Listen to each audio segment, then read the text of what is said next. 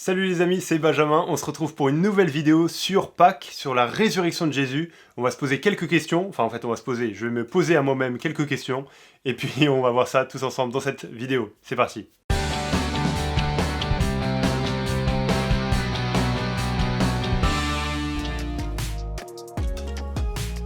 Le S. C'est le S la différence. Et oui, Pâques sans S et Pâques avec un S, c'est pas la même chose. Pâques sans S, c'est une fête juive qui fait référence au moment où les Israélites, le peuple d'Israël, étaient esclaves en Égypte et au moment où Dieu l'a fait sortir de l'esclavage. Et donc on célébrait à cette époque-là, et en souvenir de cela, la fête de la Pâques. Pâques avec un S, c'est une fête chrétienne où les chrétiens veulent se souvenir de la résurrection de Jésus. Du fait que Jésus était mort, mais qu'il est revenu à la vie. Voilà la différence entre Pâques sans S et Pâques avec un S. Oui, il y a un lien entre les deux. En fait, dans l'Ancien Testament, quand il nous est raconté l'histoire de la Pâque, l'origine de la Pâque, c'est un moment où le jugement de Dieu devait tomber, mais ceux qui avaient le sang d'un agneau sur leur porte échappaient au jugement. Ils devaient sacrifier un agneau et mettre le sang sur la porte, signe d'échapper au jugement. Et dans le Nouveau Testament, il nous est dit que Christ, Jésus, il est cet agneau dont il est question. C'est une image, c'est une figure qui pointe vers Jésus. Parce que Jésus, lui, il a été sacrifié, il est mort sur la croix, et en mourant sur la croix, il a versé son sang. Et son sang, c'est le moyen par lequel on peut échapper au jugement de Dieu. Parce qu'il a pris sur lui le jugement à notre place. Ceux qui croient en Jésus sont épargnés du jugement. Voilà le lien, on pourrait dire, entre Pâques sans S et Pâques avec un S. Mais en disant ça, on doit dire aussi que Pâques avec un S, la Pâques chrétienne, c'est se souvenir pas de la mort de Jésus, même si c'est hyper important, mais de la résurrection de Jésus. Mais bien sûr, l'un ne va pas sans l'autre. Mais en fait, c'est super important que Jésus soit ressuscité. On pourrait se dire, mais si Jésus n'était pas ressuscité, qu'est-ce que ça aurait changé? En fait, ça aurait tout changé. La Bible nous dit que si Jésus n'est pas ressuscité, notre foi n'a aucun sens. Et on peut même pas être pardonné de nos péchés. Pourquoi? En fait, si Jésus n'était pas ressuscité, il serait pas réellement celui qu'il a dit être. Parce que Jésus a annoncé à l'avance sa résurrection. Il a dit, je vais mourir et je vais ressusciter. Mais s'il ne l'a pas fait, alors on ne peut pas lui faire confiance. C'est un menteur ou c'est quelqu'un qui n'est pas capable de faire ce qu'il dit. Et comment est-ce qu'on pourrait lui faire confiance sur les autres grandes questions de la vie? Sur la manière d'être en bonne relation avec Dieu, sur sa capacité à payer pour nos péchés. Mais aussi, si Jésus n'a pas vaincu la mort, ça montre qu'il n'avait pas le pouvoir sur la mort, et donc qu'il n'avait aucun pouvoir sur le péché, parce que la mort est la conséquence du péché. Donc voilà pourquoi la résurrection de Jésus, c'est pas un détail de notre foi, mais c'est un fondement essentiel de la foi chrétienne. Mais ça veut aussi dire que si Jésus est réellement ressuscité, alors ça change tout. On peut lui faire confiance, on peut le croire, il peut pardonner nos péchés, on a une espérance. C'est vrai qu'on pourrait dire que croire que Jésus est ressuscité, ça relève un peu de l'extraordinaire, du miraculeux. Et c'est vrai, c'est le cas, c'est Dieu qui l'a ressuscité, qui l'a fait revenir à la vie. Mais c'est pas une fable ou c'est pas quelque chose que les chrétiens ont inventé, c'est plutôt une réalité historique. On pourrait dire, mais est-ce qu'il y a des preuves pour ça?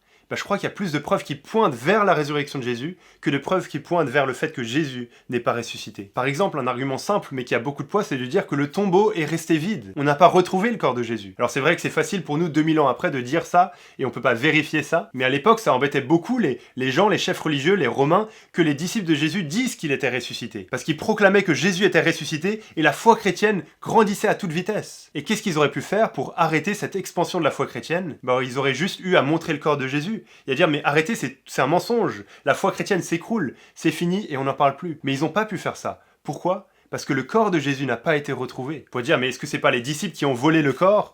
Mais là, on doit réaliser que cet argument n'a pas de sens. Les disciples, comment est-ce qu'ils étaient avant que Jésus meure sur la croix? Ils étaient peureux, ils étaient tremblants et s'enfuyaient en courant. Est-ce qu'ils auraient vraiment pu affronter l'Empire romain? La pierre énorme qui était roulée devant la tombe? Les soldats qui gardaient la tombe? Là encore, ça n'a pas de sens. Il y a plein d'autres arguments qu'on pourrait avancer en faveur de la résurrection de Jésus, mais il n'y a pas la place dans cette vidéo. Mais je mets en lien de la description des arguments, des articles qui pointent vers le fait que Jésus est réellement ressuscité. C'est pas quelque chose dont on doit avoir honte en tant que chrétien, mais on peut vraiment affirmer Jésus est ressuscité. Il est vivant. On doit dire que Jésus est ressuscité dans un corps physique glorifié. Physique parce qu'il n'est pas ressuscité en étant un esprit immatériel, mais il avait un vrai corps. En fait, on voit qu'il a mangé avec des disciples. Il a vécu pendant une dizaine de jours après sa résurrection. Les gens l'ont touché. Et il l'a dit lui-même, mais touchez-moi, voyez que je suis pas un esprit, que j'ai des os. Mais il avait un corps qui est glorifié. On voit ça dans des passages comme 1 Corinthiens 15 ou Philippiens 3, 21, qui nous montrent que le corps de Jésus, il ne pouvait plus mourir. C'est pas comme Lazare, par exemple, qui est ressuscité pour encore mourir par la suite. Le corps de Jésus était glorifié. Il n'y avait plus la marque de toutes les conséquences du péché. La maladie, la mort, les souffrances.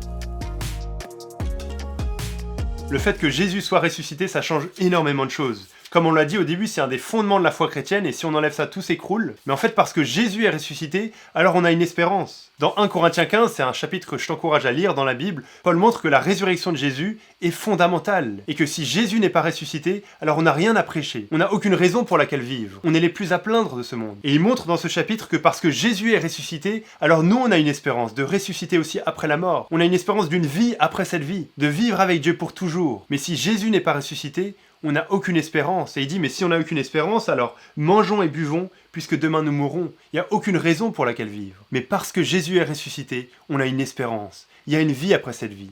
Il y a quelque chose pour lequel vivre. Et donc ce qu'on fait aujourd'hui pour l'éternité a de la valeur. Et c'est pour ça que Paul termine le chapitre 15 de 1 Corinthiens en disant « Ainsi, mes frères et sœurs bien-aimés, soyez fermes, inébranlables. Travaillez de mieux en mieux à l'œuvre du Seigneur, sachant que votre travail n'est pas sans résultat. » Dans le Seigneur. Ce qu'on fait pour le Seigneur, ce qu'on fait pour les progrès de l'Évangile, c'est pas sans résultat. Pourquoi ? Parce que Jésus est ressuscité. Et ça change tout. Alors il y a toujours des livres à recommander, et je vous recommande ce livre-là, qui est ici. Jésus l'enquête. C'est un journaliste qui enquête pour voir si Jésus est réellement ressuscité. Il était athée, il s'est dit, mais en fait, j'ai envie de montrer que la foi chrétienne est fausse, et il s'est lancé dans une investigation pour prouver que Jésus n'était pas ressuscité. Mais ce qui s'est passé alors qu'il l'enquêtait, c'est qu'il est devenu chrétien. Il a vu qu'il n'y avait aucun moyen d'attaquer la réalité de la résurrection de Jésus. Et donc que la foi chrétienne était vraie, crédible, que lui il était pécheur, et qu'il avait besoin de ce sauveur mort sur une croix et ressuscité. Donc je t'encourage vraiment à lire Jésus l'enquête. Il est assez gros, mais c'est un témoignage qui se lit rapidement avec des bons arguments pour montrer la fiabilité de la résurrection de Jésus. Regarde aussi en description, je mets plusieurs articles pour t'aider à aller plus loin sur cette question-là. Et je mentionne aussi que j'ai des amis qui viennent de sortir un nouveau single qui est vraiment excellent sur la résurrection de Jésus, qui s'appelle Alléluia, Jésus vit. Donc allez l'écouter, je mets le lien dans la description de la vidéo, et allez vous abonner à leur compte Instagram, il s'appelle Écriture Musique, c'est anciennement le collectif Colossiens 316. Soutenez-les, partagez leur single, ils sortent un album bientôt en mai. N'oubliez pas de vous abonner à la chaîne pour suivre les prochaines vidéos, et on se retrouve très bientôt. Soyez encouragés les amis, et Jésus est ressuscité.